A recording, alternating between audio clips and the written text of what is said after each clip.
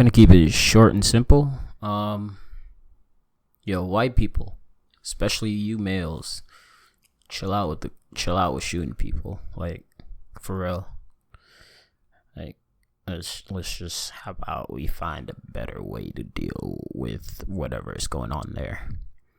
Also, Congress, white people in office, Agent 45, all the above. Let's do something, because it's getting scary out in the streets. Like, I'm going to 2 festivals back to back in November, one in Vegas and one in Miami, and I'm like, man, do I gotta be worried about somebody coming in there being reckless and just shooting up the place? Shoot, even going to Walmart, going to Trader Joe's. I was in Trader Joe's today. I was like, somebody could just walk in here right now, start popping the cap in everybody, just cause. It's crazy. Like, the fact that we're at 251 police shootings, and the next closest country is at 1.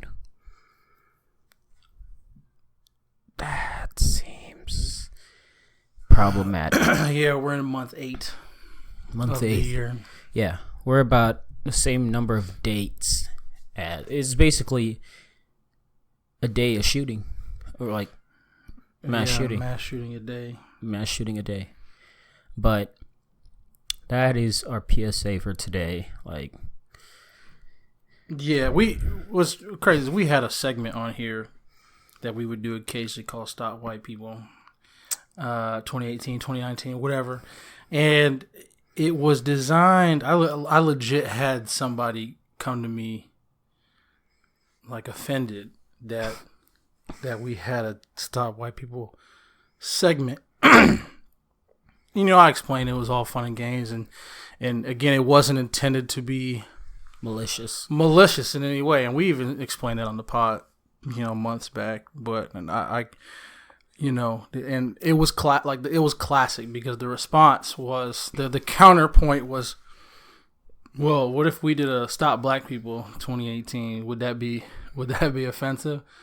I'd be like, well, it depends really strongly on what you include in that segment. Yeah, yeah.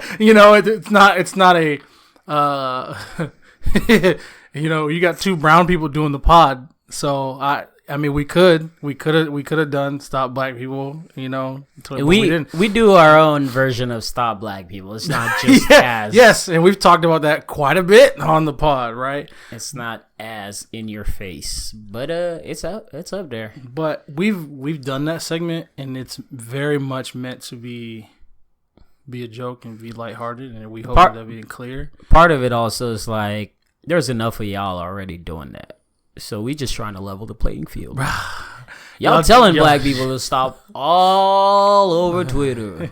Yeah.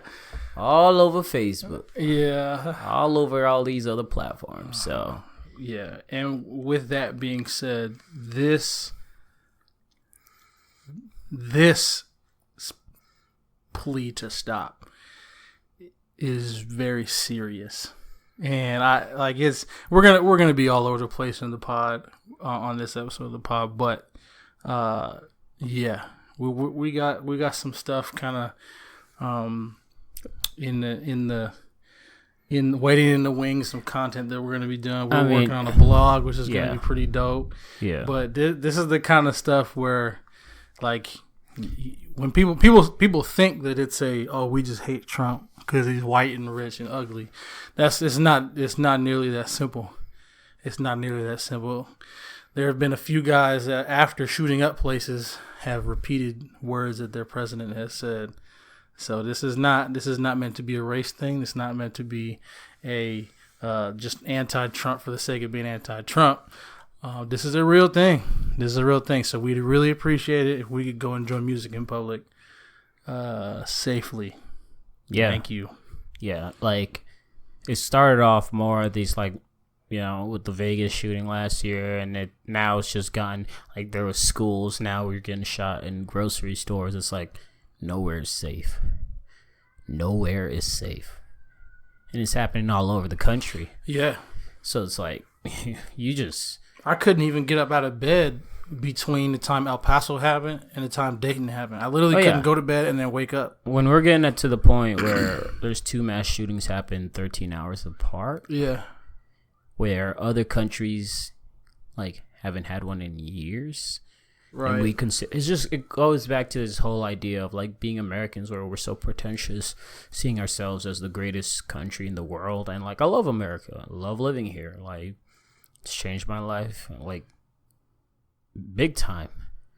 But, you know, you could only be as great as the people that are leading your country. And right now, those people are doing a pretty shitty job of that. So, let's like, get your shit together, actually. Like, Moscow Mitch, dude probably shouldn't be in power. I don't know what happens with that, but, like, when you're voting against stuff... Who, McConnell? Yeah. Yeah. Mitch McConnell, like, just the first... He might be harder for me to talk about than... Trump himself. Yeah. But we're going to keep this sweet and short because there's nothing new or profound we can say about this topic, because it's just one of those now. It's like... It's almost like, all right, when's the next one going to happen? Mm-hmm. And that's sad, but that's the way it is. We said the same thing after, what was it, the one in Florida, the school shooting there. We did an episode about it there, and it's just like the sad thing. It's not going to change. And between that last shooting and this one, there's several shootings that have happened. So it's a trend that's been going on forever. And you would think, like, yeah, it's one of those, like, when's enough? But yeah, you would hope that would be sooner. Hopefully is sooner. Enough is sooner rather than later. But for the parents and loved ones of those who've already been lost, it's too late. So hopefully we get our acts together. I really truly do hope so, because I heard something recently, and this is the last thing I'll say about this. We can move on.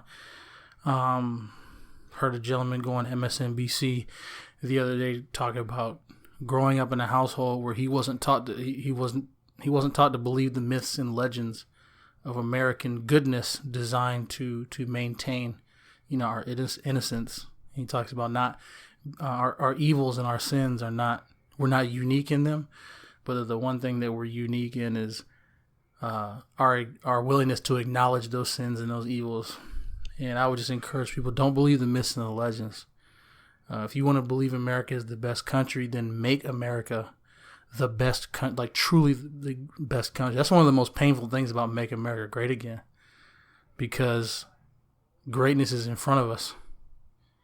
There were elements and hints and sneak peeks of greatness in our past, but greatness is in front of us. So when people hear, like I said a couple weeks ago, when we hear Make America Great Again, a lot of people are nervous because there's a lot more bad behind us than there would be hopefully in front of us. So don't believe the myths and the legends.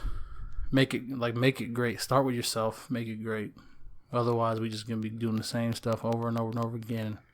I would just love for people to be able to go listen to music in public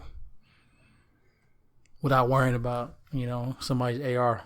So, anyway. Yeah. Now, change of pace.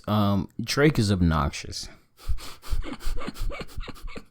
I love Drake. Yeah. Drake's probably on my all-time artist list. Yeah. But I just scrolled past. I was scrolling on Instagram, saw some of the photos he posted from his OVO Fest, 9th annual OVO Fest, and that's like his little music festival that he does. And first picture is him with the Larry O'Brien trophy, hugging it in a way Congrats, Drake. You would have thought this man played in the championship.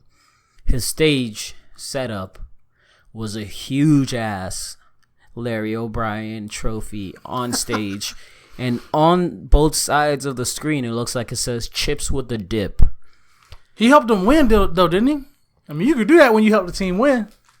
Hey. He helped them win more than Jeremy Lin did. Wow. Wow. That's crazy. Wow. That's crazy. I'd take that back, Jeremy Lin. That was harsh. That was harsh. I ain't mean to come at your neck like that. Just a little bit, bruh. Just a little bit. Just a little bit. But it's all good. It's all good. Nah. I just caught that and I was like, God, man, you're so corny. You follow Champagne Poppy on Instagram? So I probably need to do that. Yeah, I follow him. I followed him for a long time, so I just kind of stuck with it. But yeah. So let's get into this NBA all decade. Oh gosh. So can we just skip straight to the Kobe part? Well, I want to pull up the. Can we skip straight to Max Kellerman saying he would have Kobe? Look, Max Kellerman is a clown. He's the worst all decade. I've never heard of. I've never heard of anything so first of all, asinine. He would never say that with Stephen A. there because it wasn't Stephen A. Right? There was someone filling in. It was not Stephen A. You ain't got the Molly audacity. walked off the set. Yeah, I saw that. And I think you retweeted about the things of like the hot takes where it's just like trying to get, get people riled up. Yeah. And I mean, one of those things in sports now, because there's like every other week, it seems like there's a Kobe related discussion that like someone in the media tries to get started and Twitter debates it the whole week. There's always a Kobe related blah, blah, blah. And it's one of those people try to discredit Kobe. So, like me, that's my favorite player of all time in all sports, everything. I think he's the best player I've ever seen during my time period. Like, right. I didn't get to watch Jordan play and stuff like that, and so I don't compare him to Jordan. And part of it, I'll say he can't be better than Jordan because he functioned his game, like he created his game around Jordan's. He wanted to be just like Jordan, so he studied Jordan around a lot and crafted his skill to be just like Jordan. And so he was like our generation's Jordan, basically. And so that's always my argument when it comes to the Jordan stuff. And I mean, what Jordan did, winning six rings, 6 and 6, and all that, like, it's wild. But the disrespect needs to stop. It's not going to, but it needs to stop. And it's one of those, like, it's just those LeBron fans, which I didn't want to say it, and it started before even these lists got made. If you notice, it's been the last couple weeks. I've been like, why is everybody bringing up Kobe? Why is everybody bringing up Kobe? I think LeBron not being in the postseason has something to do with it. Because LeBron, we know this. LeBron fans are just weird. They're weirdos, man. I don't get. I've never seen a fan base so personally invested in somebody's success. But with the conversation, the way that it's gone, it almost feels manufactured. Like, people have been talking about Kobe and slandering Kobe for like a week and a half now. And then ESPN comes out with these all-decade lists. I'm like, yo, who planned this? Like, somebody like, this whole thing seems super strategic and like planned in order to me. But I'm pulling up the list now so I can have my reference. So honestly, I actually think Kobe shouldn't be. Well, I'll take that back. I was going to say Kobe shouldn't be on the all-decade third team. But, because looking at some of the other people, like, I would have Kobe. How is Carmelo on the second team and First Kobe's of all, on the third? Take Blake Griffin off the second team. That's another thing. Second of all, take Blake Griffin and Carmelo. Yeah, if you want to do really wanted to do a 1, 2, 3, 4, 5 thing, take Blake Griffin off. Anthony Davis is the 4, and then Kobe's on the second team. That's what you really want to do. This is my biggest issue with this. How the hell is Klay Thompson not anywhere? You know anywhere why. On the list. You know anywhere why. On the list. You know why? Oh, I know why, but that's still stupid. Because over the course of their run, he has not averaged less than 20 points. He has not averaged less than 20 points. He's been all defense multiple times. One of the greatest two-way players, and also happens to be the greatest second. It's fine. Well, not even second, tied basically with Curry as the greatest shooters we've ever seen. Like, I like Paul George, but what has Paul George done in the same time span that Klay Thompson has? Not comparative. Playoff P. He gave himself the same name as Playoff P. Has a Gatorade commercial of him hitting like buzzer beaters and stuff when he's not hit one single buzzer beater. Like, I like career. Paul George a lot, but there's an element to been there, done that matters, and he's not been there and he's not done that. So the dude's one of the better two-way players in the league, but you look at a guy like Klay Thompson who's played with Steph Curry and Kevin Durant and has not averaged less than 20. He will probably go down as the second greatest three-point shooter of all time. So, I look at a name like Paul George, I go, Paul George, and then my only issue with the first team is James Harden. Yeah. James Harden. And it's really, he got in off the last 3 years, I think. Yeah. It's recency bias with him. Yeah. It's recency. Because what? Like the beginning of those, what? Because when did he join Houston? 12, 13? Yeah, it's gotta be at least 5 years now or something. But yeah, his is because people with him, like, you give credit for James Harden. Him and Westbrook are essentially the same players, where they're usage heavy. Yeah, they're ball dominant players. Yeah, and so their numbers look nice and all, because they're mainly handling the ball a lot. Russell Westbrook, dude averaged a triple-double for 2-3 seasons in a row. Like, after accomplishing that, he solidified himself to be somewhere on this list. He was going to be on it anyway, but, like, I think second team is definitely, like, good for him. I'm real curious about what this list looks like in 5 years. Real curious. You look at guys at the bottom. I look at Giannis.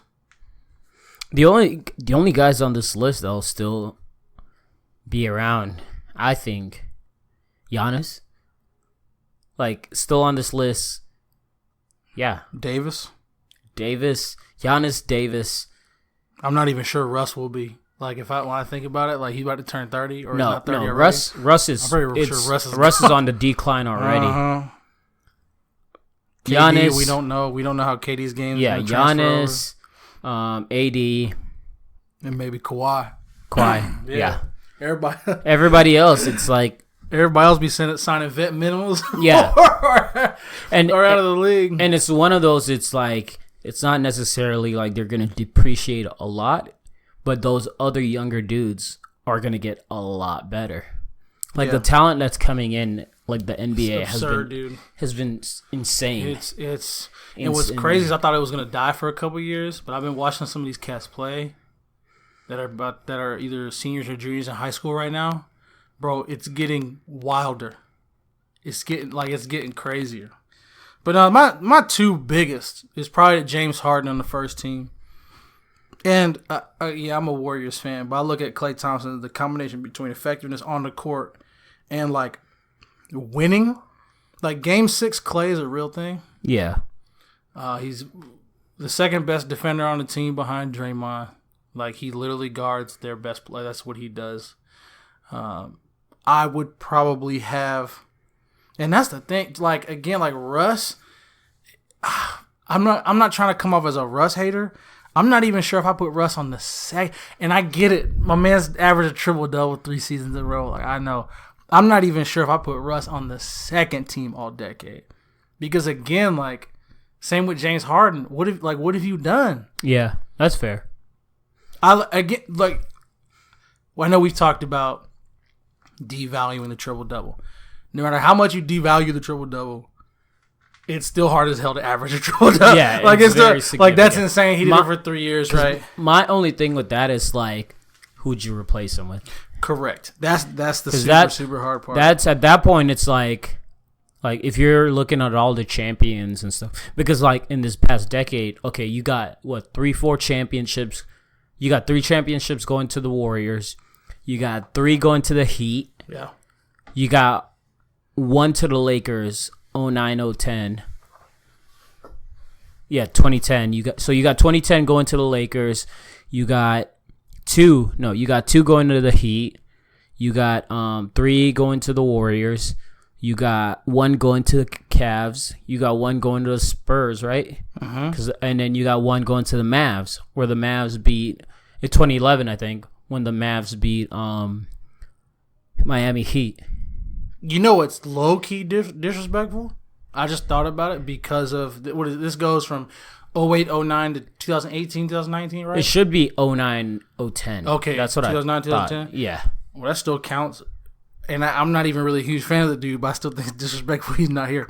Dwight Howard, like defensive player of the year, averaging like 25 and 5 blocks a game or whatever. Yeah, I don't know. It's close. It's a roster of 15 people basically. Yeah, you know how I feel about Dwight, so I'm not going to give him any benefit of the doubt. Yeah. But just looking at essentially the centers they have, like, there's nobody you can. It's slim. Yeah. There's like you'd have to go back in time. Like, the one I got issue with, like, what's LaMarcus Aldridge doing on this list? I just noticed he's hiding back there in the third team. I don't know. I might not watch LaMarcus Aldridge all that much, but when I do watch him, I'm not impressed that much. Yeah, because when he was with Portland, I did not watch Portland at all. I hardly watch Portland now. Part of it because I can't stand Dame and CJ.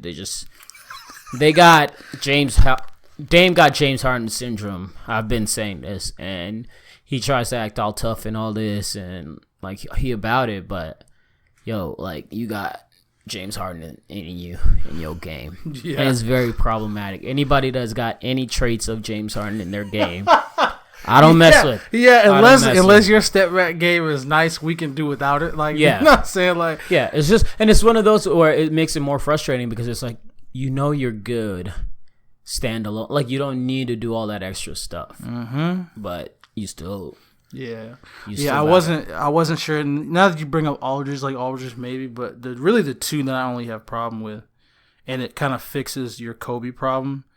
And obviously, if you go back a little bit further, I think Dwayne Wade's going to be a little bit higher. But again, if you're going from 2009, 2010 to now, I understand having Dwayne Wade in the third team. Yeah. Even though, no, that was that 2008 that he won the whole thing with him and Shaq? I forget. But Harden, and the Paul George one. I wouldn't say Harden. Harden's like, I think he's kind of earned at least a spot on this 15. It's the Blake Griffin and Paul George ones that I think for me are just kind of like, really, like, Blake Griffin jumped over a car and we're putting him on this list. Like, not to say he wasn't, like, look again, they show his stats, like the dude's a baller, but I'm like, there weren't any like 4s. So who are the first 4 out, or first 5 out? First 5 out, like, by each position. By each, like, who's the point guard that didn't make the 2 forwards, the center, and the other guard? Oh, that didn't make the cut? So Klay, obviously. Obviously, for guard. Yeah, he's at the top of the honorable mentions list. Yeah, he's first one out. I'm trying to think. It's got to be, I'm almost interested with, like, Tim Duncan, maybe. So when I saw Aldridge's name, I was like, how many championships did the Spurs win between 2009 to, like, 2014? They only won 1. Yeah. That one, but that's still a championship. Right. That's more than what LaMarcus, PG, Blake did. Outside of Kawhi's Finals MVP, like, Tim Duncan was the leader of that team. Yeah. So I'd probably put Tim Duncan up there. He'd be on an all-decade team for 2 decades. Yeah. Man, it's crazy. But Tim Duncan, Klay Thompson. Point guard's tough because I think those guys are here already. There's a couple guys that had an opportunity to earn their way on that list and they fizzled out. Deron Williams is one of them. Darren Williams. Fizzled out hard. Like, after he left the Jazz, super hard. Yeah. Went to Brooklyn and disappeared.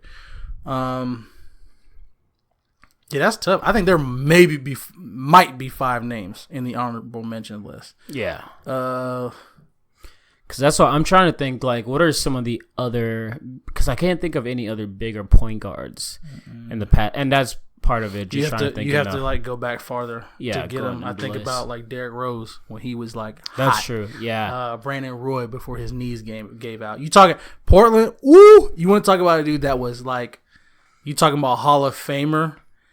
That just his body gave out. Brandon Roy was one of the baddest dudes I've ever seen play basketball.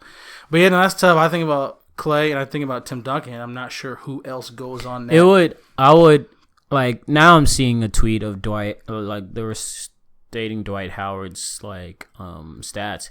Howard was a 5-time All-Star, 5-time All-NBA, 2 times Defensive Player of the Year, 3 times All-Defense, and 3-time rebound leader in the 2010s, like the first half of the decade. So that, like those accolades. Aldridge and Griffin alone, like those 2 cats.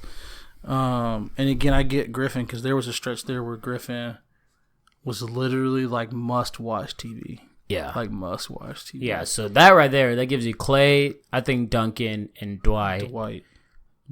And again, I'm not a huge Dwight fan, but you can't like this dude. Yeah, looking at that, and it's one of those. It's also with him. It's unreal. It's a recency bias that people forget that he used to be very dominant. I wondered about Chris Bosh too. Chris Bosh, that's in the front half of the 2010s. Yeah, I mean he was a big part of Heat. Yeah, the Heat and that whole thing. Yeah, he was a big part of that. 3-time or 2-time champion. Yeah, that all matters. He was the first name I thought of. As far as like Aldridge, like if you want like a stretch 4 dude, who was hooping, I'm like, you put Bosh. Bosh was a 2-time champ, and was actually one of the huge pioneers of like. This is kind of a stretch, but I was gonna say Paul Gasol, but that was like right at the end. Yeah, because when he came in 2009 with the Lakers, he and they won back to back. I think 08. Yeah, because it was after the Lakers lost to Boston. And it? I thought Lakers had him. Because I'm pretty sure they lost to Boston and they either beat Boston or saw Boston again 2 years later. So we lost to Boston. We beat the Magic. Yeah, 4-1. And then we beat Boston. That's right. After that. Yeah, because after the Boston loss, it wasn't bad. Like, I want to say 08 was bad for the Lakers. And then Kobe was literally like, I'm out. Like, get me up out of here. And then they made the Pau Gasol trade. So in 08, 2 years in a row, I think we traded for him in 08. Yeah. So he did play in that one against the Celtics. Oh, okay. Yeah. Pau Gasol, that was, man. If you ask Kobe, Pau would be up there. For sure. That's another really good one. 2-time champion that span. Yeah, I'm really trying to think of a point guard, trying to nail down a point guard. Like, again, they're I mean, you have to go back farther because the ones that should be there. Shoot, Kyrie. Yeah. Put up the stats and had the chips. Actually, definitely Kyrie. Yeah, put up the stats and has the chip, right? Yeah, he's like Kyrie has damn near got Finals MVP. I would take Kyrie over Russ. As far as like again, if you it depends on how you weigh it. So like if you're weighing again the MVP season, the triple doubles, I could see that. Yeah, taking Kyrie's spot. But as far as again, if you look at that 2016, finals, he has the biggest shot in Cleveland history. Oh, biggest and shot it's in not history. Close. It's not even close. Over Clay, might I add? Not even close. I could see Russ edging that, but definitely Kyrie has a case. Yeah. Absolutely. So Kyrie, Clay, Tim Duncan, Dwight Howard, and then a last forward. Carmelo's up there already. Carmelo's already there. Where was Stoudemire at? Earlier. He's just before this. I was like, nah. That's a dude, I kid you not. Go back and watch highlights. If his knees didn't give out. He used to be filth. Because I remember when he was with the Suns with Nash. This dude destroyed Tim. The only dude I've ever seen destroyed Tim Duncan. Yeah. The only dude I've ever seen alive to like destroy that guy. I'm trying to think of who's in like the big three league right now. I'm trying to think. I'm trying to Joe think Johnson. I want to say Joe Johnson was a hooper with Atlanta. Was a hooper with Atlanta. Yeah. But again, I think he kind of hits the brakes there around 2010. What about this? What about? Could you make an argument for Iguodala? That's a much bigger conversation because yes, Finals MVP, 3-time champion. You wouldn't see the stats there. Yeah, but it's more of like as far as impact goes. Yeah, because Warriors don't do what they did without him. There are people that are saying at this point, because I love this is my favorite argument. All the other arguments are so played out. I'm just tired of them. Kobe Jordan, LeBron Jordan. They're so played out at this point. Yeah. I don't even care. The argument that started last year was somebody just casually on Twitter said, has Iguodala had a better career than Carmelo Anthony at this point? And I was like, yeah. Yes. And I like Carmelo. I was like, oh shoot. I was like, this is legit, like paying stats and like all this stuff. And we're like, Carmelo starts hot, trails off.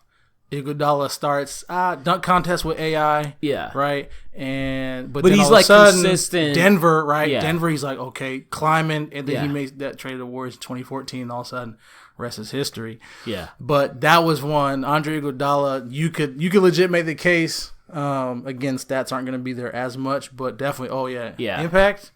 Yeah, because with some of these guys, like it's not all stats and all that, or like you're affecting for impact and all. Like LeBron is on that list alone solely for his impact. Yeah. If we're gonna have that conversation though, and this is where I think a lot of people, and maybe I missed it. I'm gonna have to go back and look. But why is Draymond Green not on? Like, if Iguodala is like an honorable mention, then why is somebody who made all defensive first team multiple time champion, defensive player of the year recently, like two seasons ago? I wonder if you put Iguodala even in the honorable mentions, Draymond's got to be somewhere 3-time champ. So, like, I wonder about that. Again, Blake Griffin, you could jump over a car, that's fine. But, like, if I'm building an all-decade team, Draymond got to be on this 15-man roster somewhere. No, that's actually a great point. I would replace Draymond with Blake. I don't know if I'd put him on second team. Yeah. But he should definitely be. I would put Clay on second team. Because I think Clay should be higher than Kobe and Wade. Yeah, to me, Kobe and Wade are like first team pre-2010. Yeah, unequivocally, like no non-negotiably on that list. Yeah, you could put Clay in there and then Draymond. I think the hard part is, you talk about recency bias. I think it's kind of recency bias in the other direction. Where it's like, I think it's too soon for people to admit that this was probably the greatest team that we've ever seen. They're legit. And so like, that idea of having because you could have. Could you imagine 4 of these dudes being on the all-decade team? Yeah, you already have 2 of them. Right. But that's stupid though. The fact that we just witnessed the greatest team of all. Only 2, and it's not like they just had a 1-2 year run. Yeah. No. They had a freaking 5 years straight, dog. 5 years going to the finals. Yeah. That's half the decade. 3 years with Kobe made the list off 3-4 years of the decade. So like it's that the equivalent of that, and it's like right. Kobe makes the list with 2 championships. Yeah, and because he's Kobe. Yeah. Again, I get that. But if you're not going by name, if you're going by like stats, accomplishments, impact, that type stuff, and the longer stretch of success in the past decade, you wonder where Clay is, and you wonder where Draymond is. Yeah. And again, I'm biased to the Warriors, but you got to look at your criteria. And that's one of those things that it will always hurt Clay playing on the same team with Steph. Yeah. But it's great that like he, for the most part, he doesn't let it get to him. Like he was pissed off when he didn't make what was it, All NBA first team. Yeah. He didn't make any of the All NBA teams, but he still got his money, which was essentially what he just was most concerned about.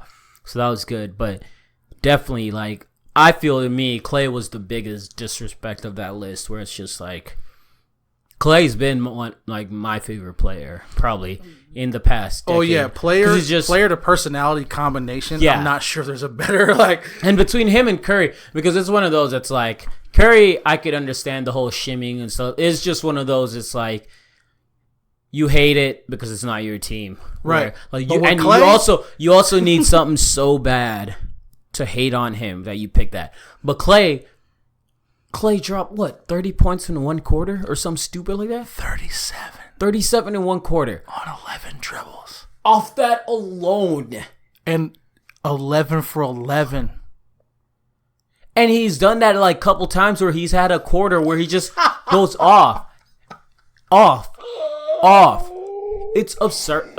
Which there's nobody that's in this era that's ever done that. No. That's the crazy thing too. That's what I'm saying. It's wild. That's one of those where it's they make documentaries about this. 10, 15 years later. Just off the one quarter. Yeah.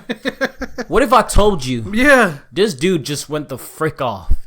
This man held the ball for a grand total of 15 seconds. This man took less steps than you did going from your couch to your fridge. In the span of you watching that game. In possession of the ball. Yeah. It's wild. So I'm looking up his career, two things. His career averages, specifically the last 5 years, and his shooting percentage. Because you talk about getting lost on a team with Steph Curry and then ultimately Kevin Durant. And the thing that blows my mind, because people will forget, and I think that's okay. I don't fault people for forgetting, because two of the best players of the decade played together. To me, it speaks more towards Klay Thompson. It's how in the world does this dude come in here with these guys after everybody said, who's going to get the ball? Who's going to get the ball? There's only one ball.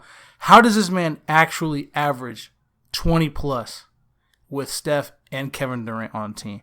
To me, it blows my mind.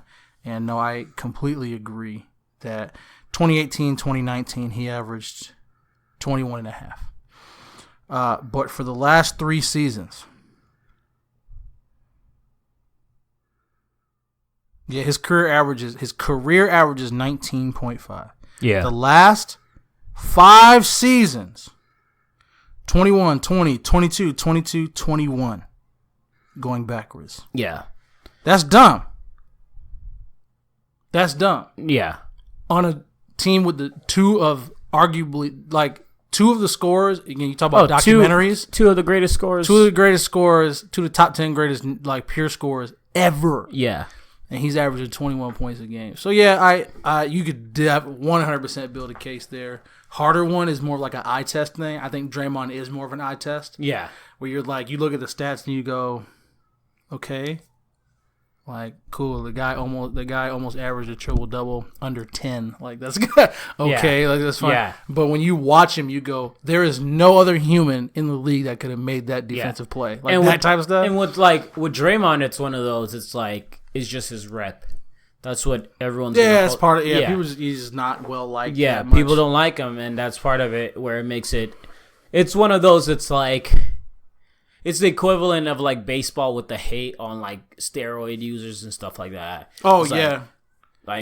Most of these dudes, the Barry Bonds thing. It's Barry Bonds was way better than he was really good before all the steroid stuff. He essentially did it because because he wasn't receiving the off roids alone. He was spectacular, but he still wasn't getting the proper accolades and stuff like that. There's Dan Le Batard and them talk about it all the time. Mechanical hitter ever. Yeah.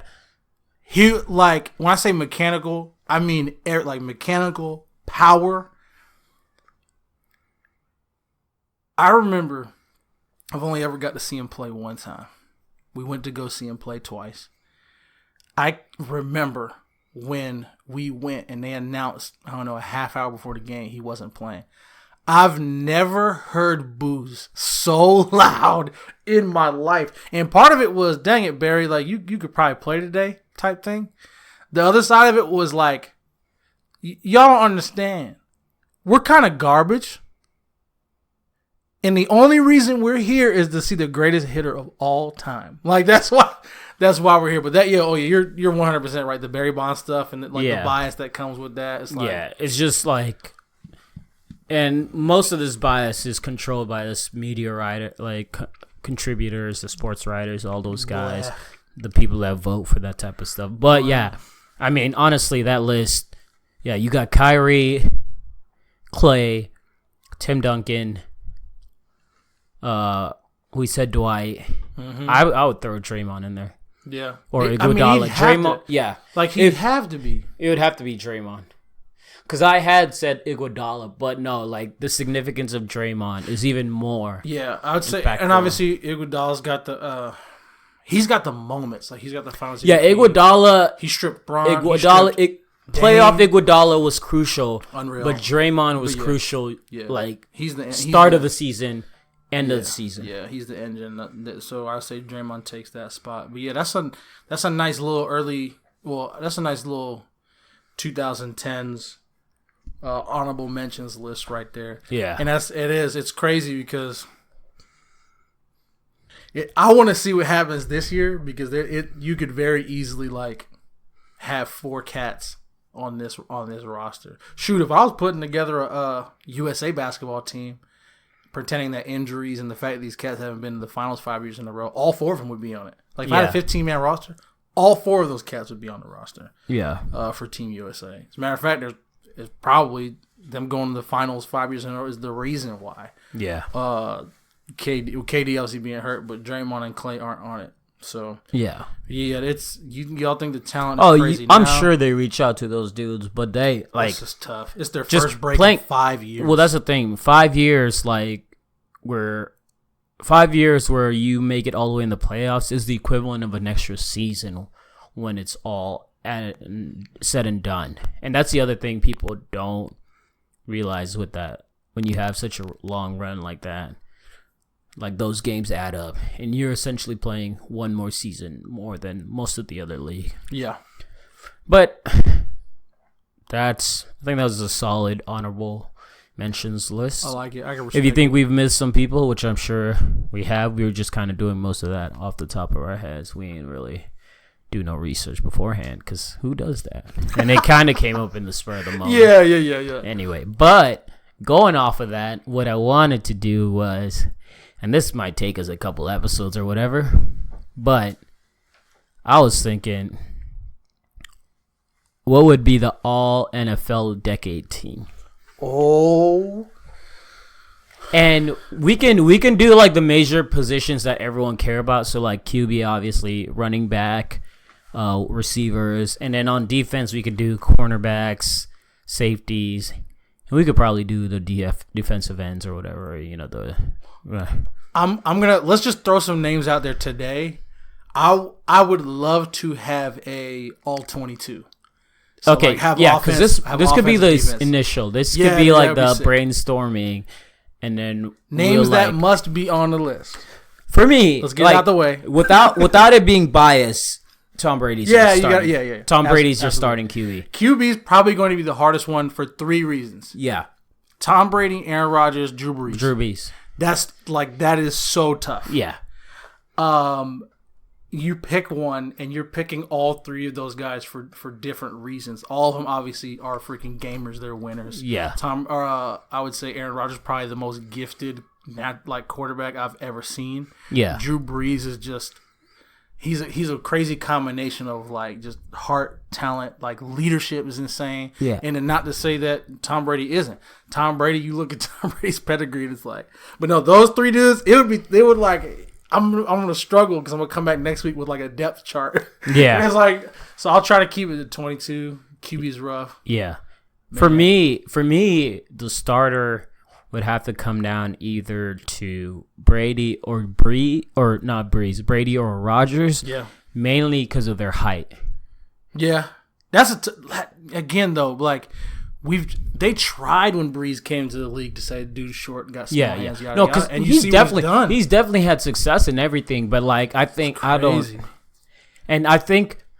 just look at it where like look at it this way with Aaron Rodgers. Of the three, who had the worst coaching situation? God.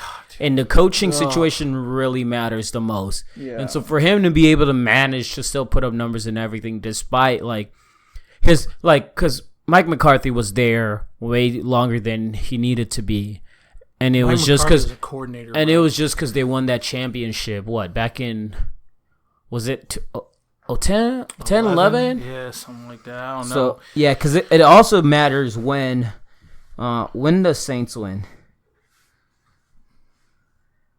So Saints won the Super Bowl in 2010. So that's at the beginning of the decade.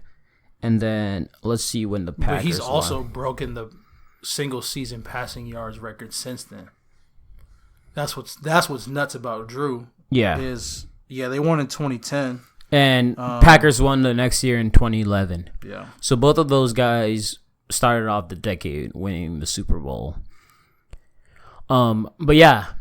No, that's one of those things where, yeah, because he has all the the passing records, all the numbers and everything. Like Drew Brees is great at dishing them out and stuff. But that's one of those that goes kind of like what you were saying. They all have different games and stuff. Yeah. Tom Brady's not slinging it out as much. Part of it is because Tom Brady didn't have the receivers those other guys had. Like Tom Brady, the past 10 years has been working with Julian Edelman and the Wes Welkers. And they tried a couple guys, but it didn't work out. Best receiver he's ever had was Moss. But that was what? 08 last time? Yeah. 08, 09? That was the last time? Man threw 17 touchdowns to my guy. Yeah. So, imagine, Tom Brady that season had 51. He had 51 touchdowns in 2007. The record didn't get broken until a few years ago. I think it was Peyton. Yeah, Peyton finally. I'm pretty sure Peyton did yards and touchdowns that year. He had 5,477 yards in a season. Yeah, and it was stupid. Yeah. So, and Peyton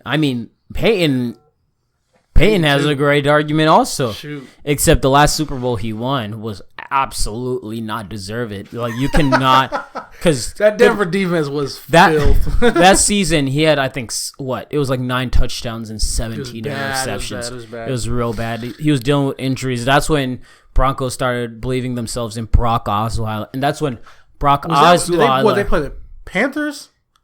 Yeah, they no. Who'd they wait. Actually, yeah, I think they did play the Panthers. Yeah, bro, that jug was crazy. Yeah, that's tough. Peyton's there too. Peyton, Tom, Drew, and Aaron Rodgers. Gosh, choosing between those 4 guys. Okay, running back. This would be a little bit easier. Running back. Adrian Peterson. AP. For starters. LaShawn McCoy. Just tossing us. The hard part is when you say decade, most cats don't even last that long. Yeah. Running back. That's why AP's just. Chris Johnson at one point. You had DeMarco Murray had 2 years. Yeah. Where he was filthy. Remember Arian Foster? Oh my gosh. Yeah, running back's going to be hard. Receiver, I think it's a little more easier. You got Antonio Brown and Julio Jones locked in. Those two are locked in for sure. Mm-hmm. And then, DeAndre Hopkins. Who's your? Oh gosh, yeah. Thing is, he's obviously at the tail end. Yeah. I wonder about receivers. Actually, is not as simple as you think about it, because Calvin Johnson only retired. What, 4 seasons ago? Oh yeah. So he's still got. So Calvin Johnson's there.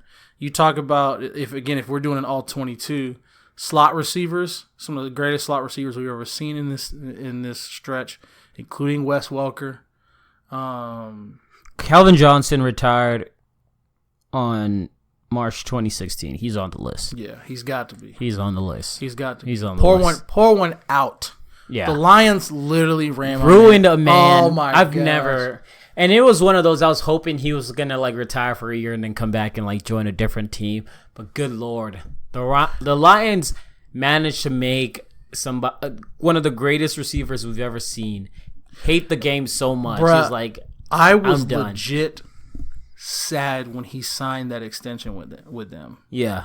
I was legit like, bro, please no. And as much I am not a Matt Stafford fan, but you look at how talented Matt Stafford is, you almost wish he had a roster and a coach around him because he hasn't had either of those things over the course of his career. So yeah, the Detroit Lions, bro. Hey, if you're out there, you're a Detroit Lions fan. I caught a little sliver of your pain. a little bit, yeah. LaShawn receivers, because like OBJ, like Odell Beckham Jr. has had the most absurd. Michael Thomas in the first 3, he's broken the record for most catches in the first 3 years. Yeah. So like tail end guys, I give it to OBJ over Michael Thomas though, because my man is he's one of the best route runners and pass catchers. Oh, he's got one of the best hands by far. He is going to absolutely get Baker paid if he stays healthy this year. And I think Baker's pretty talented. But like OBJ, I got my issues with Baker. we talked about that. But he's gonna get Baker paid if he stays healthy this year, and he looks as healthy and as good as he has in the past. But yeah, that receivers, we're in that transitional part because guys I think who are in the middle, like you look at Julio, you look at AJ Green, but also the other thing, it's like, well, Larry Fitzgerald, Fitz. Isn't he like sole possession of second for catches all time or something like that? Something like that. And it's one of those like, because when they go to the Super Bowl, I think that he was later. I think he went with Kurt. Yeah, so that was like still like 08 or 09. I feel like, or maybe not that. Gosh, you want to talk about a fun QB list?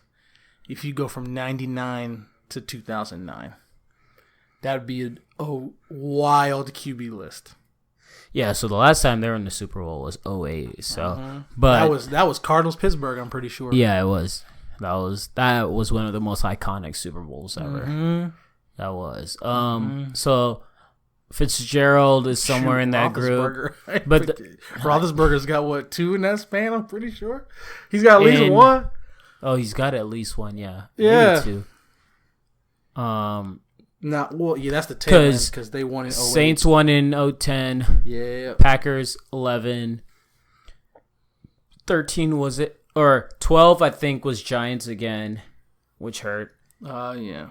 And then, because there was who's won the Super? So we have Saints, Packers, Giants, Patriots have won 3 times. Yeah, 3 times. So that leaves us a 6. The Seattle has won 1 Super Bowl in the last decade. Eagles won recently, and then I'm missing 1 or 2 more teams. I'm looking right now. And so that might be one of the Steelers or 1. So, 2. Yeah, we got. Oh gosh, no. Yeah, Pats going backwards. Pats, Eagles, Pats, Broncos, Pats. It's stupid to look at it on a list because they literally alternated for 6 years. Yeah, every other. So yeah, the Seahawks in 14. Yeah, I forgot Broncos. That was the one team I forgot. Shoot me in the face. Ravens in 2013. Oh my gosh, I forgot about that. I'm sick.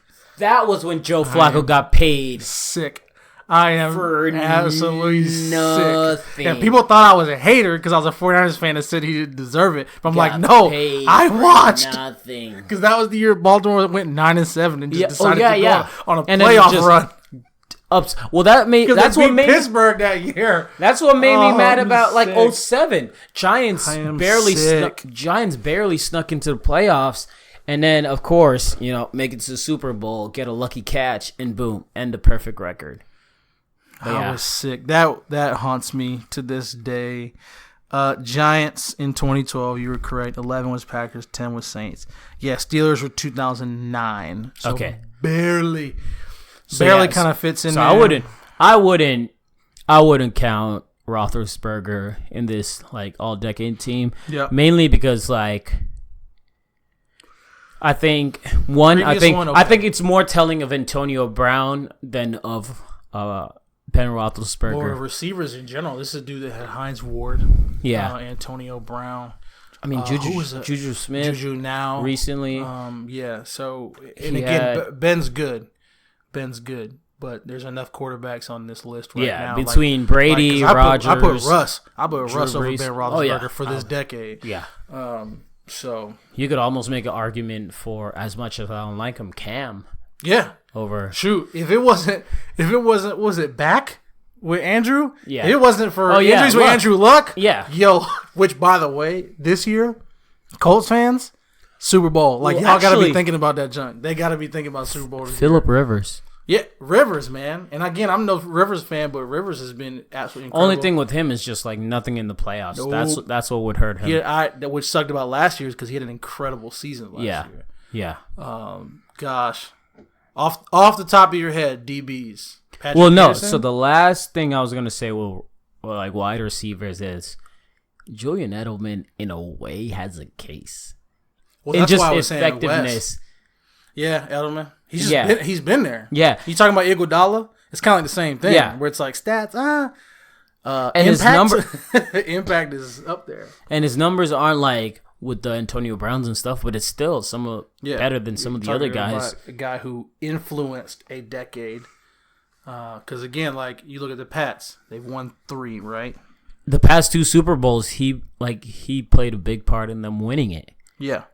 So impact, you could definitely absolutely make a case. Receivers, I think, is probably the most difficult one. Yeah, that one's stacked. The last 10 years of receiver talent has been insane. Absolutely insane. That one, the accolades on top of like how far you've been able to get, plays a huge part. Yeah, and that's a tough one because you look at who's won 3 of the last 5. Yeah, it's the same guys from the same team. Yeah, so. DBs, and we'll just say safeties and corners. Okay. Corner? Darrelle Revis. Oh yeah. Early Darrelle Revis. Half of the Ray Lewis was linebacker, but Ed Reed. Oh yeah. Well, when did he retire? It's got to be at least 5 years ago now because he just got inducted, I think. He actually retired in 2015. So yeah, he's got the front half of and because he won that Super Bowl with he was part of that 13-14 team, right? I believe because it was him and Ray Lewis, and it was like Ray Lewis I think retired after that, and then I think the next season, Ed Reed. If I'm picking 4 linebackers right now though, and you can't fight me on this. So 2013, yeah. So 2013. I can't wait to make this list now. Linebackers in this order: Ray Lewis, Patrick Willis, Luke Kuechly, Navarro Bowman. You ain't running the ball on them forecasts, bro. I can't wait to make this list. I can't wait because I know there's other cats in there that'll be like, oh shoot, they could go there too. Yeah. But those 4. Yeah, I'm trying to Well, I would. What's Buddy for the Rams? Why can't I? Oh, he's a defensive tackle. You talking about Aaron Donald? Yeah. Oh, he's defensive tackle. Yeah. Okay. Oh, I would have to go look at the early 2010s. He's been the most dominant dude I've seen in the first, 5th year? Yeah. Insane. Yeah. At defensive tackle. Because I'd have to look at the careers, obviously, of Hainsworth. Like Albert Hainsworth, obviously. When did Troy retire? So he retired shortly after that Pittsburgh Super Bowl, if I recall. Because he's definitely safety. He retired 2015. He would make the list. Oh yeah. So you got Ed Reed. Him and Ed Reed are the safeties, no question. And then I would throw from Seattle in there. Oh, not Cam. Cam was good though. Yeah. You talking about my guy? He is one of the most forgotten safeties of the last 5 years. Yeah. Flicked off Pete Carroll Thomas. Yeah.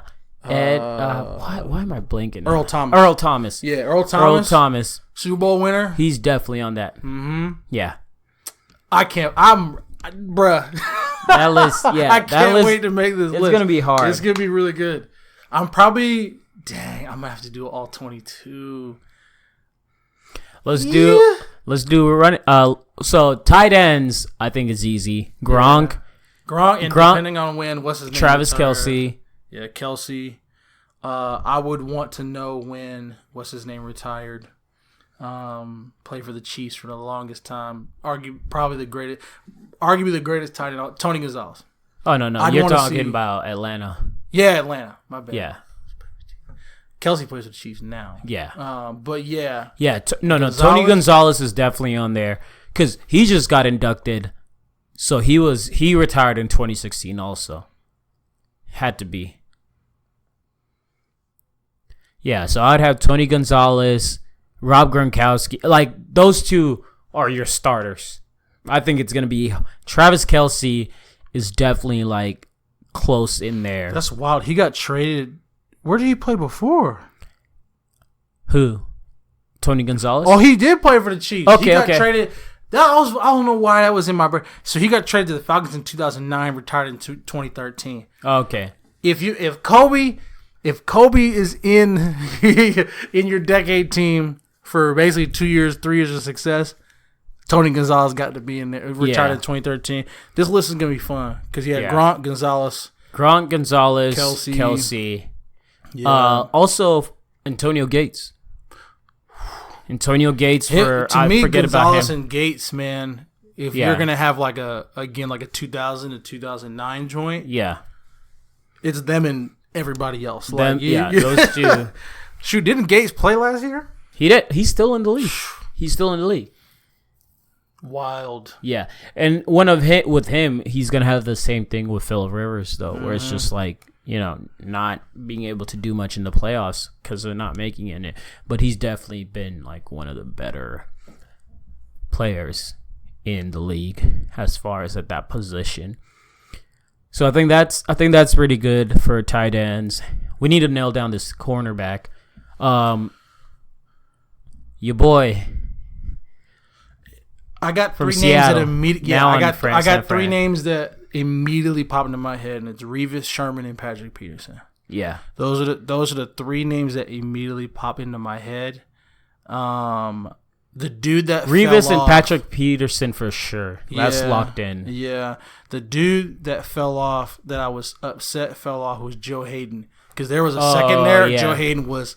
You talk about Revis Island. Do not throw the ball near Joe Hayden. Like that's just kind of how like filthy my man's was. Yeah. But those are the three names that pop off the list for me, and I'm probably only gonna have to pick three if I'm only picking three receivers. So yeah. Oh. That's like I know there's some other big names there. They're just not popping. Oh yeah. Oh yeah. Because I'm trying. Was Haha? What was Ha?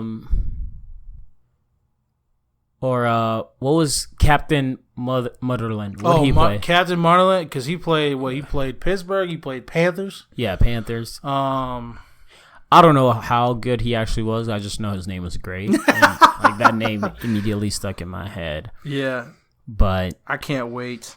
We haven't like you talking about like defensive line. I think about some of those Giants teams that gave the Patriots fits. Justin Tuck. Yeah, like you think about like those dudes. That's gonna be fun. That's going to be real fun. You talk about talent, and it's only getting crazier. Taylor? Oh, yeah. Put this in perspective. Like, DeForest Buckner, cornerback, who if you've ever watched DeForest Buckner, you know, did not make the NFL top 100. His teammate George Kittle, I'm pretty sure, is in the top 50. That's off of one season. So there's a ton of talent in the NFL right now, and I can't wait to flesh it out. I almost want to fast forward. Champ Bailey. Oh, Champ. Darrell Revis, Champ Bailey. Yeah. Just had his speech. You have Darrell Revis, Champ Bailey, Charles Woodson. Bro, CB's is hard.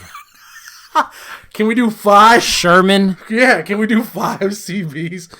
Because that's sick, dude. That is... Aqib Talib. Yeah. Still playing, still balling. Patrick Peterson. The chain snatcher himself. Yep. Patrick Peterson. Oh, yeah. That's why Antonio Cromartie. That's why I say in the NFL we're in this like transitional year. Like the 2009 and 2019 is super tough because there are certified legends over here Whereas there are guys who are like 3, 4, 5 years into their career who've been incredible. Again, like OBJ, Michael Thomas. Then there's the guys in the middle, Julio Jones. But yeah, the guys at the tail end, or the beginning of the 2010s. Because one of the more recent, like Josh Norman had like a couple of good runs, but I feel like he's level. He's like Joe Hayden, where he's kind of leveled out. Yeah, and Joe even had more. And Brandon Browner for Seattle. Oh, huge! That's the dude. Like people were looking at Pete Carroll crazy because they thought the corners were gonna be slow. Didn't matter. Yeah, he was like, that dude's a linebacker. Why do you? Cam was 6'4". Brandon Browner was 6'4". Richard Sherman 6'3". Earl Thomas was the shortest one at 5'11", and my man hit like a semi. It was stupid. What was it? Legion of Boom? Yeah. Legion of Boom was absurd, that was one of the most terrifying things. I hated it. We played him twice a year. Yeah. That was one of the most terrifying things. God. That's why football in the past. That's why I was hoping Rich was going to convince Earl Thomas to come play for us. Yeah. I understand why we didn't put a bunch of pressure on it. It's because we got a bunch of young cats that we want to see at work at safety. Yeah. But as much as I could not stand Richard Sherman, I always loved Earl Thomas. And seeing Earl Thomas and Richard Sherman in our backfield or in our secondary, I'd have been like, "Oh, we going to the playoffs, bro. Yeah, we going." To the playoffs. That team was nice. That team was nice. So, is there any other major positions we haven't listed off? I mean, we did like skill positions, and then we did like DBs. We did some linebacker. I think linebackers is going to be one of those that's going to be, I don't want to say easier because I'm going to look at it and be like, oh, damn. This is crazy. Old lineman will probably be one of the more fun ones for me because that's when you don't really think about it. And lineman, that one's going to be a hard one for me. And you think like Joe Thomas, absolute beast, who played for the Browns his entire career. He's another one where I'm like, y'all forced them in retirement. My man couldn't get one ring. I think he had one win in the back 4 or 5 of his career. And of course, the season after he retires, y'all decide to win a few games. Oh, yeah. Y'all are balling out and doing that whole thing. No, there's some offensive line. My man lost all that weight and everything. It was like, nah. Offensive lineman's going to be tough. That one's going to require, it's an entire... That's going to be Google heavy. Yeah, it's going to be an entire stretch of Draymond's. Yeah. Like, stats. Where are stats? Because you'd have to go, how many sacks did they allow or certain? I don't know. Yeah. We'll see. We'll try our best. But the other one, I think we got most of them. The running backs is the one I'm still like. Ooh, how about we do this? We do all 22 plus coach, offensive coordinator, defensive coordinator. I mean, coach Bill Belichick, right? Number 1, and then after that, you got to give it. Most people will give it to Sean Payton. I would put it up. I would give it up to who's the Chiefs coach? Andy Reid. Andy Reid. So it'd be Bill Belichick, locked in, no question. And then I think you'd get interesting with Andy Reid, Sean Payton, and then Pete Carroll. Am I missing any other name? Because I can't really. Nah. Yeah. If I'm building a coaching staff right now, I have built the top. Kyle Shanahan, offensive coordinator, and Dan Quinn, who coached the Legion of Boom. Yeah. And installed that scheme at defensive coordinator. Yeah. But as far as head coaches go, that's tough because Andy Reid, he's one of those Bill Walsh guys from he's great. He's a quarterback whisperer. He's great on the offense, and I don't think he calls the defense, and that's where they've always struggled or came up short. But this past AFC Championship, it was a shootout.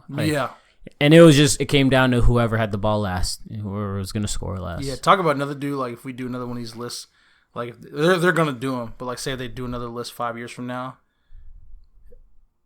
unless there is an absurd fall off. Because it's not like Cap where it's he can run and it takes away from his deficiencies as a thrower. Pat Mahomes.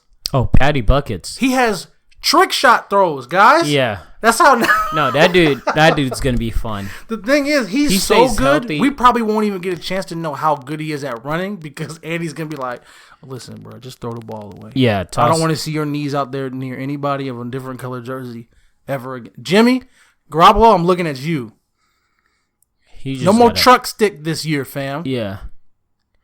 Now, I mean, that's like one of the things like where RG3's career ended. Andrew Luck struggled with some of that where it's just like, bro, go down. Don't take those hits. And that's one of those things with these. It's part of the like college game. These guys are used to playing this way in college. Yeah, a lot of option, a lot of, hey, you can't toss it? Okay, just use your feet, run. Yeah. And so you get a lot of these. Bro, these linebackers have corner speed. Yeah. So I'm going to just and that's the thing. It's like, you're coming. It's like, yo, you're playing, like you were playing with men in college, but you playing with grown-ass men. There were cats that got drafted at end this year that ran 4.5s. Yeah. So. Cats evolving. No, so that lift's gonna be fun and also hard. Yeah. So over there checking when did they retire? What were their stats the last 3 years of their career? Yeah. So we'll both make our list and then we could compare it. That'll be the fun part. Yeah. And see who we got. We can do because I think it's so stacked. We can do like up to third or fourth string. So.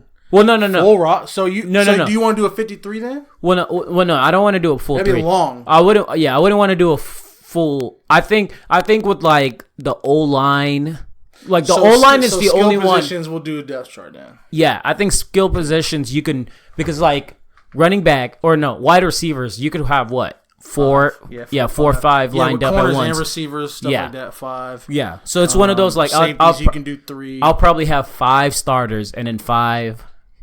Subs, and then QB I'll probably have 3, 4 total. 3 RBs. Yeah, 3 RBs. Even dabble with fullback just for the fun of it. I was literally just thinking about it. I was like, yeah, tight ends you would have 2, so 2 starting possibly, so like 4 total stuff like this. So just kind of at least 1 or 2 on the bench. That'll be dope. So that'll be fun. Work on that.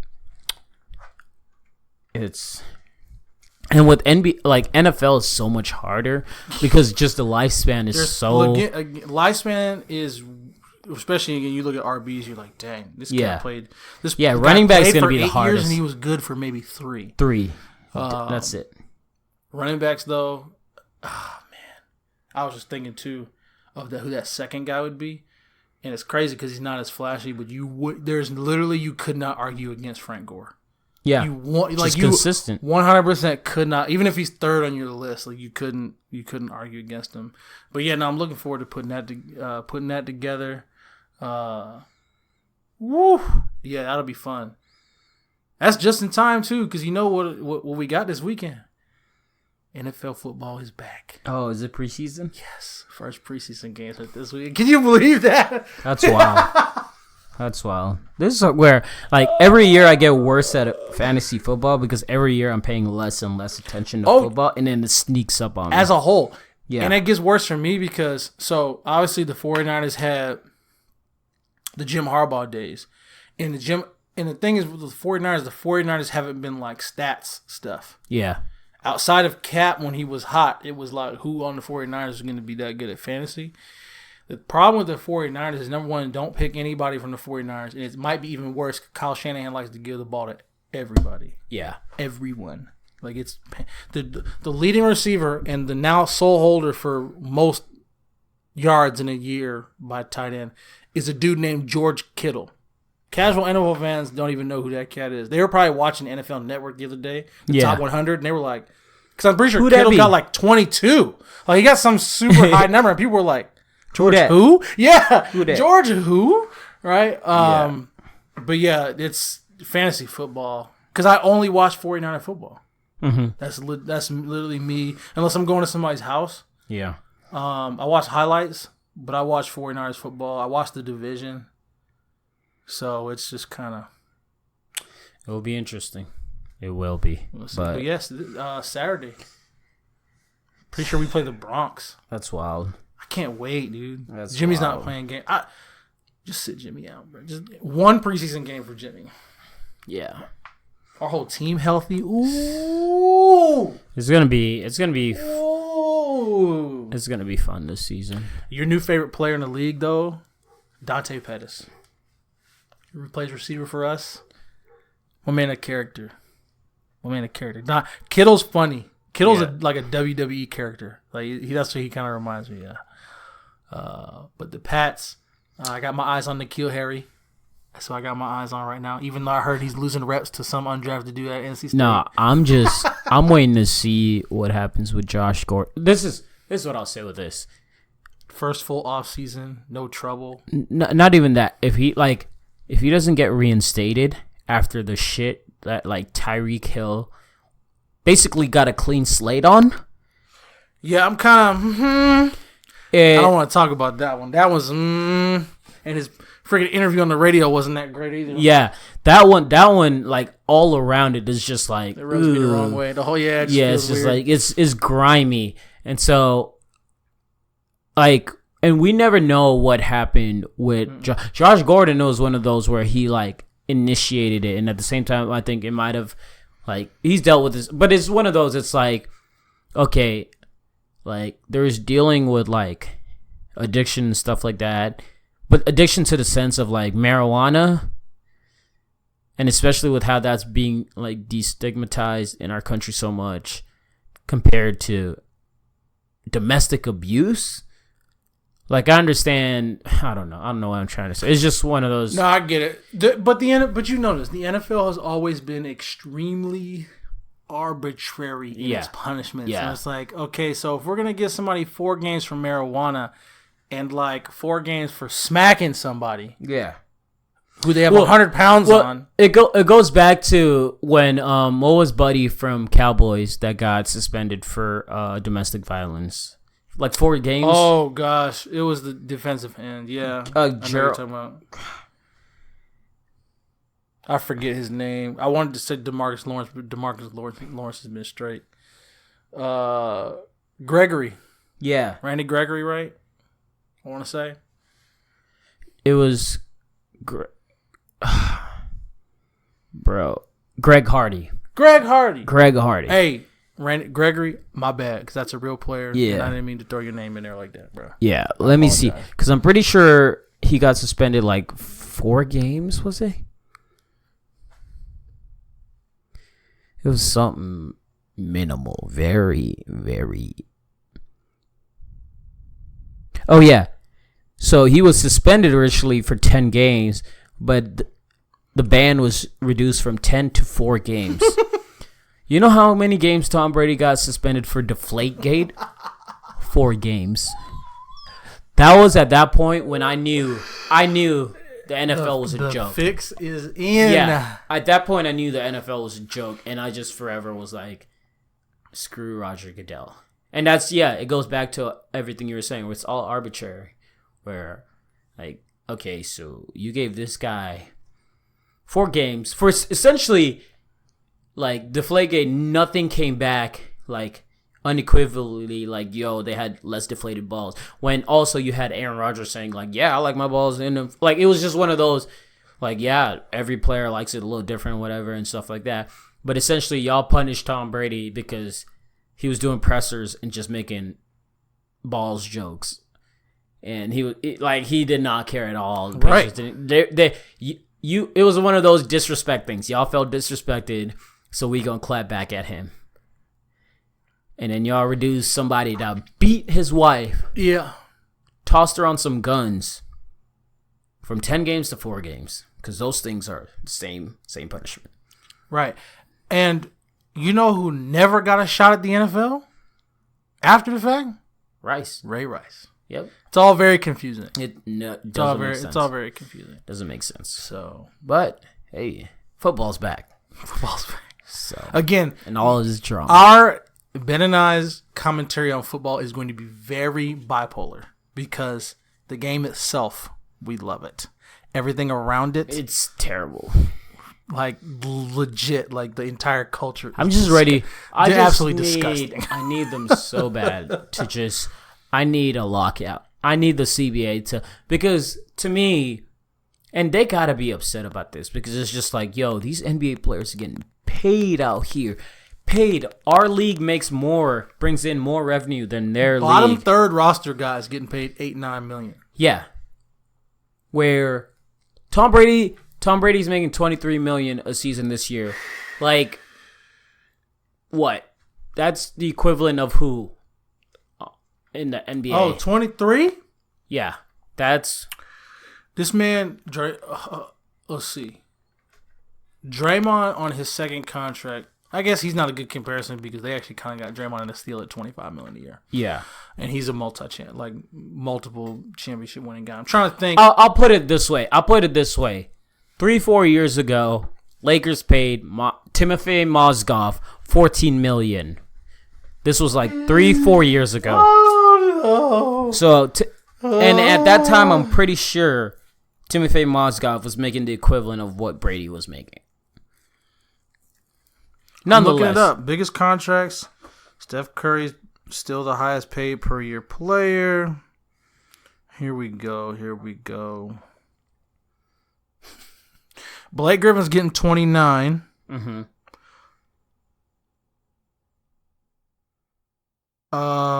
This can't be right. Paul Millsap's getting 30. Argument done. I rest my case. What team is Paul Millsap on? I'm on Wikipedia. I'm switching off Wikipedia. I was like, wait. There's no way in the world. Is Paul Millsap still in the league? Yes. Okay. Yes. That's wild. Oh, no. He's here. Oh, no. He's really making $30 million 29. a year. 29. He's making 30 next year. Oh. Nuggets paid. Ooh. No. Ooh. Yikes. Okay. No. So, ladies and gentlemen, I just want to let y'all know we rest our case. No. And hey, you want to talk about a blessing? This is a blessing. My man Chris Bosh this is last year getting paid. He is by the Miami Heat. Yes, that's wow. Everybody. Okay, Gordon Hayward's getting paid 31, which probably if he hadn't got hurt, he probably would have earned every cent of that. Yeah, but everybody else on it was like he got paid, then went down. Right. Tom Brady would be the 37th, or no? He'd be the 35th highest player in the NBA. That says it all. So, yeah, I need him to hold out. The CBA is garbage. And because these CBAs go for 5 years or so. Chandler Parsons is making $24 million. Oh, dude. Oh, no. This is another thing I want to do. All-decade finesse list. Because Chandler Parsons. My God. Twice, I'm pretty sure. Yes. He robbed the Mavericks straight of their money. They moved him. He robbed the next team. Who's he with now? Memphis. Yeah. He hasn't played a game in the past he's hardly played any games in the past 2 years. And I'm pretty sure he's racked in 40, 50 mil. It's wild. Yeah, Tom Brady would be the 35th highest paid player in the NBA. Yeah, it's and I'm sure they got some money coming from other directions. I ain't worried. I know. But that's just one of those. Still, contract wise, it's one of those things where it's like the damage basketball does to your body compared to what football does. Yeah, these dudes not are even close. To a pole, and also with basketball, it's like you don't make it to the NBA. Okay, I'm gonna go play overseas. You don't make it in the NFL. Paid. Yeah. You don't make it in the NFL. What, you going to Canada?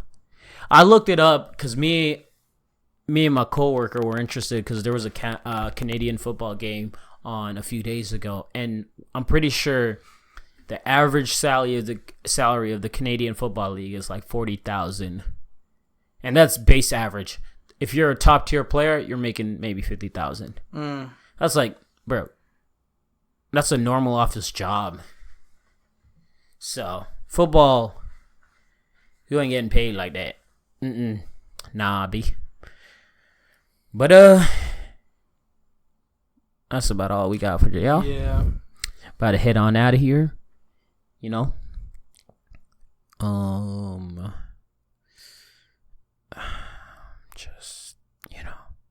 Oh. About to take a nap. I know, for real. I'm like, brain over here, brain gotta eat.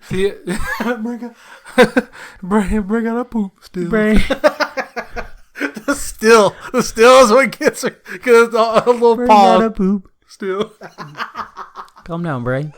Don't neglect that brain. Brain gotta eat. Under a pillow talking with my. Shout out to Lil Dicky, best white rapper out. Okay, I'm gonna take that back because that's relentless. I'm telling you, bro. Yo. Also, Chance, like, bro, I seen your. I'm not gonna say anything about it. I'm not. All I'm gonna say is, yo, props to NF because he's a pretty dope rapper. He's one of those where he's a Christian and he raps, but he's not technically a Christian rapper. Yeah. But to see him have the success he's having, and I mean, he outsold Chance last week, which is wild. With like at least 20,000, I think, sales. Right. So what was the big hit song from 2 years ago from NF? I don't remember off the top It was kind of a It was him with Halsey or something like that. Yeah. I was so glad to see him at the top of that list, mainly because I didn't want that to be his legacy of the last 5 years. Yeah. And that's not a bad song. It's a very good song. It just got played everywhere. All the time, and it wasn't even close to the best song on the album. Yeah. So it's cool to kind of see him up there and have the opportunity to get some exposure outside of that song to really showcase his skill because the dude's unreal. You want to hear an insane song? Look up Social Club, the one with my friends, and NF is on there. Yeah. It's crazy because it's one of those songs where you're like, okay, this isn't one of those songs where I'm looking for who absolutely killed their verse. I'm not looking for that. This is really just like a group of guys who happen to be friends who just happen to be rapping. Yeah. But NF kills everybody on that song. And all of those guys are like legit. Yeah. Matter of fact, Andy Mineo, his intro, he literally says, I'm pretty sure I'm the worst rapper on this entire song. Yeah, I've heard that track. Like, I'm pretty sure I'm the worst rapper on this entire track. Yeah. And NF goes off. Yeah, so NF's pretty dope. So good to him to having this. Yep. Only thing I'll say about Chance is just be careful. You're slowly approaching that Logic spear. I was about to say his name. Legit. There was something a couple days ago. Kyle quote tweeted, and he just put with ... And it was one of those where Logic had tweeted at Schoolboy Q, and he was all like, hey, Schoolboy Q, the show was super cool. I was going to come up and say hey to you afterwards, but, social anxiety, whatever, blah, blah, and stuff, one of those. And then, like, Kyle quote on tweeted social media? I'd be like... It was all like, anxiety or one of those, like, yeah. He just kind of, and it's like any other person says that or whatever, but it's like it's one of those things where, bro, we get it. Like, you deal with this, we get it. You're light skinned.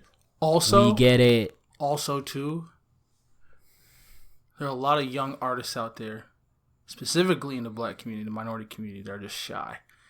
Don't disrespect shy kids. Yeah. And trying to come off like that, bro. Like, that's mad it's so corny. It's one of those, like, people can tell when it's genuine and when it's corny.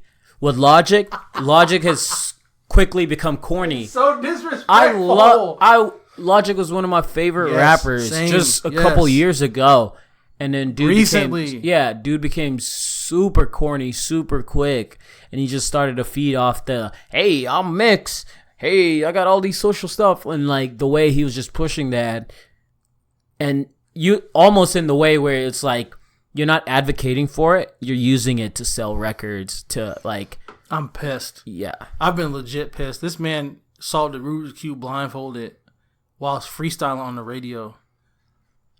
Then this man went from that to I'm light skinned, guys. Worrying about the freaking the filter on his Instagram photos, bruh. Yeah, it was.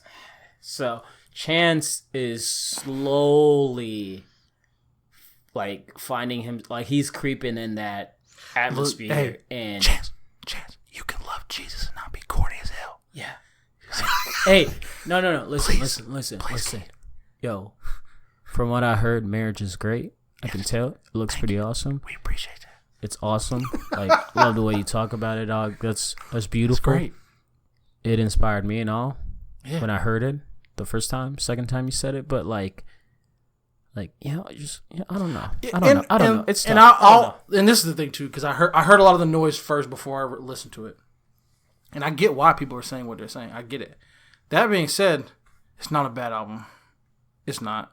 No, it's a just decent album. But you can feel the tension between here is hip hop culture, and here is who you feel like you're called to be. Yeah, and there's that he's very clearly has not found. Yeah, you're trying to balance it. Clearly has not found that yet. Because he'll be like super hip hop on one end, and then the next track is super on the other end. Yeah. They can the hip hop. I wouldn't say hip hop culture. Hip hop and Christianity can coexist. We've known this. Yeah, but you also talk to those people who are that you from the outside looking in that you would say are doing well. They will tell you it's a constant tension between the two, and you could sense that in this latest project. So I will give him a tentative pass, but I hope that the feedback has gotten back to him. The feedback was very loud, like it was very, very, very loud and apparent. And it was one of those because one of the first tweets I saw from him today or yesterday was just like, I feel like people want me to kill myself. I was like, bro, no. Like, maybe you gotten those messages and stuff, but, like, for the most part, I've seen most people's, like, you getting called corny is not people wishing death on you. Like, and also, from both your own history and the people around you in their history, that's not the worst thing that can happen to you. Yeah. So let's not don't forget. Relish in that so much. Yeah, don't forget. Yeah. The other stuff that you had to come at the end of the day, getting bro. Called corny wasn't the worst thing that's ever happened to you. You're still selling music. You're still a millionaire. If you say you claim you're happy and stuff, bro, you're happy. If a lot of this stuff you're probably getting on social media, dog, get off social media. Now, if your goal, and now here's what I thought, because I thought about this too. If your goal is to, I don't know, make marriage and commitment and maturity, if you want to make that like mainstream, because let's be honest, it's not in hip hop culture. Yeah, it's just not. No, if that's what you're trying to do, like we said for the longest time, we're still waiting for hip hop to get Me Too'd out. Right. If you want wholesomeness, yeah, there it is. If you want wholesomeness to be at the in the mainstream of hip hop culture, you gotta be full wholesome. Yeah, because like it's one of those things. I struggle with him because like he'll have a track where he mentions God and stuff, and then like he'll have like when he was on that one, just stuff that is like super vulgar and stuff, and it was just like, oh, but you was just singing about Jesus a couple seconds ago, and it's one of those things like last track. Yeah, and so it's one of those things where it's tough, where it seems corny or whatever, because it's just like, bro, like what are you doing there? Like your counter is just it doesn't add up, you know? Yeah, and I think it's one of those things where like there's a lot of rappers that claim they're Christian or claim they believe in God and stuff, and most of their content is vulgar and stuff like that and all, but like the difference is, I don't know. The difference is like they might mention something about it it's one of those just like it's a tough balance to strike. And yeah. In his work, I got the sense that there was, and again, everybody knows you don't just go into the studio. It's very rare. You don't just go into the studio and record an album. Yeah. It happens over the course of a period of time. So, 1 week or day, we're working on this track, and this is how I'm feeling. I'm feeling just blessed, and I feel very fortunate to be a part of what God's doing in my life, and I recognize that. And another day, you just swimming in the money and maybe some other stuff, and it's like that's what we're gonna rap about today. Like I understand, like there are you record an album over the course of time, and day to day, like your mindset or whatever you want to record, whatever you want to lay down, it changes. But it's a balance, and I got the sense that he's struggling to find that that happy medium. Because when you look at his last project, like he had some of those things where it was, he had that one track. This is a it started off with Kanye when he was on That's correct. Ultralight Beam. Yes. From there. That was a great, and he kind of had a verse of, So that, and then when he dropped 3, his quote unquote mixtape, but really I consider his debut album, is he had some like God related stuff in there, little and stuff, but it was one of those where it was subtle, it was a good balance. It was, I don't know, it just it always like seems to start off well because with Logic, like it started off well where like, okay, like good intention and like this is really, but then like you're starting like it's one of those like, it sounds bad, but it's like, okay, we get it, dude. Yeah. And I think the difference between that, because it's like difference with someone like NF is like, it's kind of I'm a rapper. I'm Christian, but I'm also a rapper. I'm not a Christian rapper. That's correct. I'm a rapper. I'm a Christian, but I'm also a rapper. Yeah. I'm not a Christian rapper. Lecrae's been trying to tell people that for damn near a decade. Yeah. He literally said, look, like, and he was one of the first to really like, that made it big to separate himself from the evangelical church. And he said, I can't tell you how many interviews and whatever he said, where he's like, I'm a Christian who raps. Yeah. Like, that's right. Yeah. I'm not a Christian rapper per se because of the connotation and the association that people have on that. Yeah. And NF kind of the same kind of. Yeah. And NF, it's like you hear his songs, it's like he's not cursing or anything like that. Lecrae's the same. Like Ben Rector, someone I like a lot. He might not be overtly singing about God. Like in that moment. Like most of his tracks, like some of his stuff, it'll like be 1 or 2 lines that reference God. Yeah. But it's not like the whole track. He might have some whole tracks that are about it, but it's one of those like, no, I'm just making music, like, because that's what I love to do. But like, because of my beliefs, this is why I don't sing about, I'm not like glorifying violence or, talking about women in this way, blah, blah, blah. Yeah. And so it's one of those where like, you're trying to be, he's just stuck in that middle. And I think he's made it tougher for himself. Yeah. Because he's trying to come off like, I'm still both. Yeah. I'm still, Yeah. And Chicago. And part of it that just makes it hard. Like, because where it became worse for Logic, like for me, it became bad with Logic past the music. It was just also like just following him on social media. So the brand that he established around himself. Yeah. The brand was weird, even outside of the music. Yeah. And we've talked about that more than the actual music itself, because you can't. There's a couple songs where it's kind of like, this is basically the Instagram version. Like, this is the song, your Instagram song form. But the music's not that bad. It's it's the brand that he's kind of established and the way that he presents himself, where it's kind of like, again, like the whole brand's become wrapped around. Yeah, this. we get it. Like, we get it. Yeah.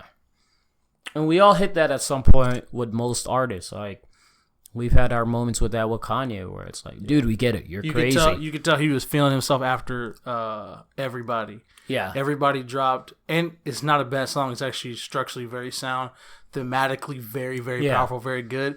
But it was almost like it was just weird, bro. It's just kind that's one of those. And that's one of those, it's like, it's always hard for me to talk about it because, like, I don't want to seem like I'm hating on you, but it's one of those. It's like, if like I know I feel that way, but if a bunch of other people feel that way also, it's like this is kind of like, this is how I see it, and I'm pretty sure this was similarly some other people see it, and so it's just an observation, and it's one of those. It's like everyone's not gonna love your project or stuff like that, but hey, you still had the number 2 album of the year, right, or like of the week, and like, not everything that's always going to be a hit, like, as much as you want it. And, like, just let it be a learning experience. Move on from there. Right. Don't, like, it's, and especially hard for, like, famous people like that and all, when they go to social media to vent. Because, like, you're sending these things where you think you're being heartfelt and stuff, and you're going to get a lot of people that sympathize with you. But you get a lot of people that are also just assholes and like, oh, you make millions of money, like, you'll be okay. Because everyone thinks money. And this is the problem, like, people... That's what they did. That's what they did to Jeremy Lin, bro. Yeah, that's what I'm saying. They did that to Jeremy Lin. I'm like, bro, nobody asked. He didn't ask us to feel sorry for him. Yeah. Like, nobody... Like, everybody's like, oh, well, I don't feel sorry for him. Everybody... I saw literally 5 or 6 people led their tweets with, I don't feel sorry for him. Yeah. Because I'm like, at what point My man was just being honest. Like, yeah. At what point did he say, "Please feel sorry"? Like, y'all want these artists and people to be vulnerable, but when they do, like we can't. He'll be fine. He makes millions. He's famous. It's like, as Dan Levertard says, we can't be trusted with their vulnerability. Nah.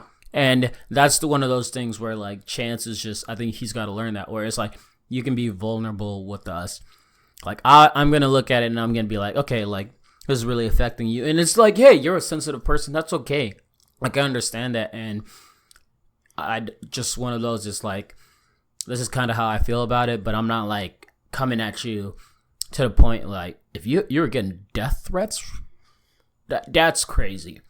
That's crazy, because he started off with, like, I feel like some of y'all want me to kill myself, and I was like, okay, that seems extreme. And that goes on the other side, where I'm like, okay, who are these people? Or are you just saying that to get people riled up? It's one of those tough things. Like, are you doing this for attention or not? I can't tell, and it makes it a lot harder.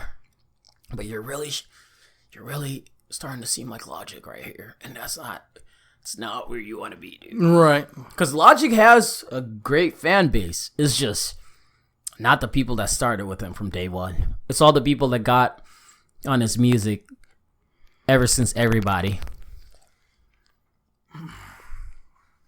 And that's the same with Chance. Like, yo, you got a great following of people that have been with you from day one.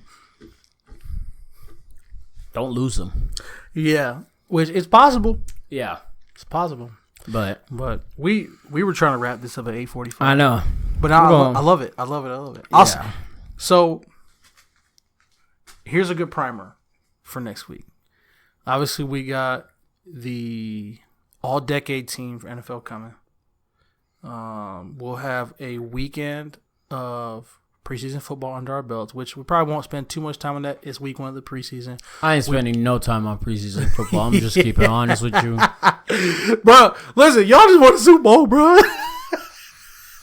We got hopes and dreams out here, bro. We don't do nothing in preseason, bro. I know it. Season don't start. We're in that weird place because I've always been super invested in the development of teams like Sharks, Giants, 49ers, Warriors, all that stuff. Yeah. But with the 49ers, they're in a weird place because they were bad, and then we got our QB, and then our QB gets hurt. And it was literally like we have a ton of talent. So the preseason to 49ers fans matters more than it probably has in quite a while. Where in recent years, we're like, I don't care. Like, we're still going to be bad. Or, like, with Harbaugh, it was like, it doesn't matter. We're still going to be good. Whereas now it's like we kind of might be able to get a glimpse as to where we're going. But, yeah, we got the NFL stuff coming.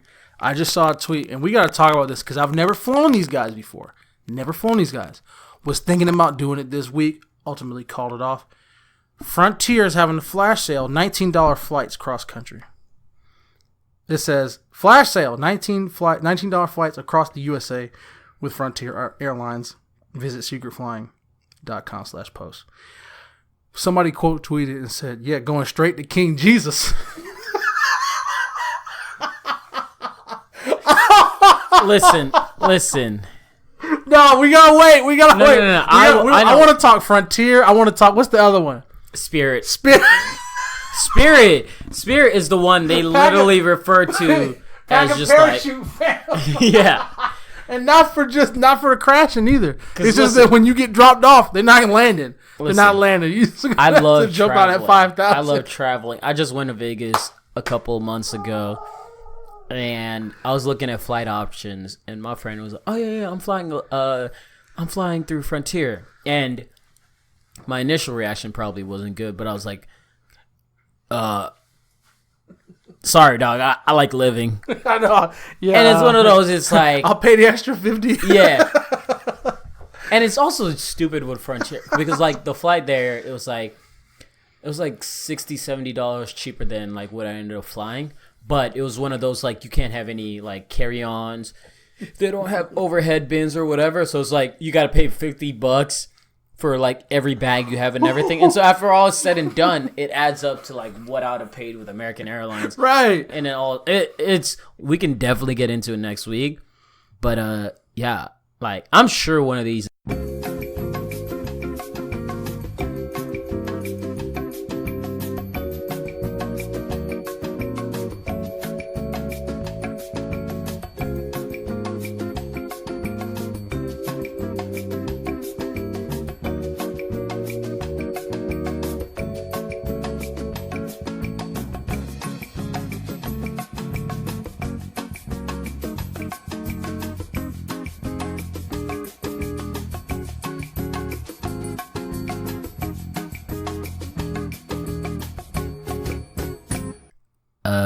So I don't know what I just did, but this is a great time to just go ahead and end it.